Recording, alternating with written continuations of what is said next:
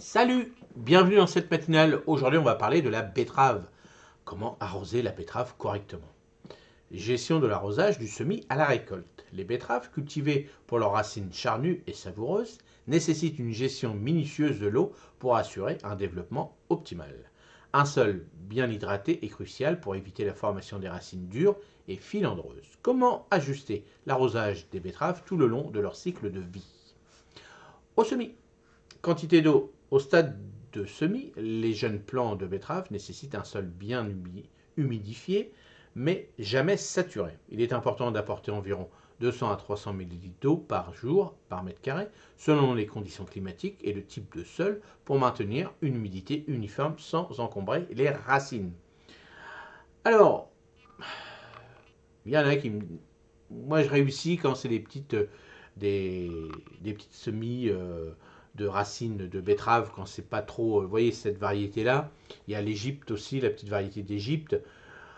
Je la fais en micromotte, ou alors en godet, on peut la faire, mais attendez pas qu'elle soit énorme, parce que vous voyez, cette racine pivotante, c'est ça qu'il faut éviter de casser en fin de compte. Donc, mais en règle générale, on y arrive quand même la betterave, contrairement aux carottes par exemple.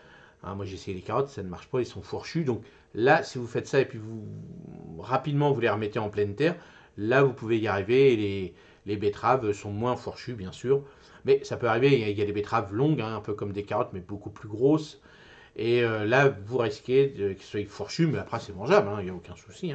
Mais bon, la présentation est quand même plus sympa quand on peut éviter. Mais après, on peut les semer directement en pleine terre, il n'y a aucun souci aussi. Donc là, il faudra adapter par rapport aux conditions climatiques et les types de sol, l'arrosage que je vais vous dire, donc les 200 à 300 ml d'eau.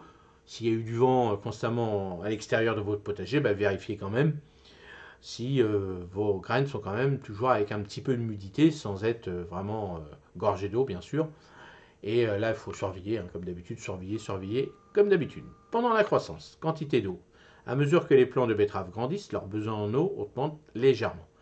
Fournissez environ 1 litre d'eau par mètre carré tous les 2 jours. Assurez-vous que l'eau atteint profondément pour encourager un système racinaire robuste et profond.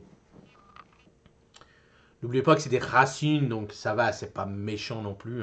1 litre d'eau par mètre carré, c'est pas méchant.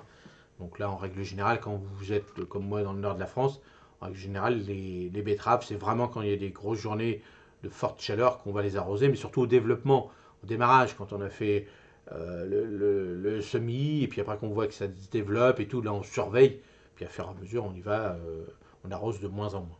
Pendant la période de maturation des racines. Pendant la maturation des racines plutôt. Quantité d'eau. Lorsque les betteraves commencent à former leurs racines, elles requièrent un arrosage régulier pour maintenir le sol constamment humide. Augmenter l'apport d'eau à environ 2 litres par mètre carré tous les 2 jours, particulièrement pendant les périodes de sécheresse ou de chaleur intense. Fréquence d'arrosage. Il est crucial de maintenir une humidité constante sans saturer le sol, ce qui pourrait causer la pourriture des racines. En règle générale, vous avez vu, quand vous faites des betteraves, si vous avez déjà vu, les betteraves, ça fait énormément de feuillage. Donc là, on va parler du paillage, tout ça, mais bon, déjà, ça couvre bien, donc ça garde quand même l'humidité. Et bien sûr, ça sert à rien d'en mettre 2 litres par mètre carré tous les 2 jours, c'est rien en eau. Donc c'est vraiment pour maintenir un petit peu le sol humide. Faites attention aux gastéropodes, ça c'est important aussi, mais bon, à part qu'ils vont manger au début peut-être un peu les racines, mais c'est rare quand même. Donc en règle générale, on n'a pas trop de problèmes avec ça, mais bon, ils vont aller en dessous, ils vont se former, et puis ils vont se former, ils vont aller en dessous, ils vont se cacher plutôt, et ils vont aller manger ailleurs ou à côté ce que vous avez planté, si vous avez planté des salades, des choses comme ça, c'est comme ça qu'ils font pour les manger.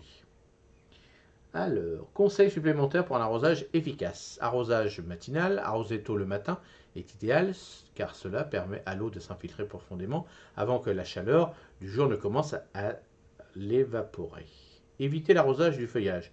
Pour réduire les risques de maladie et essayer de garder le feuillage au sec, si vous devez arroser le feuillage, faites-le tôt pour permettre un séchage rapide.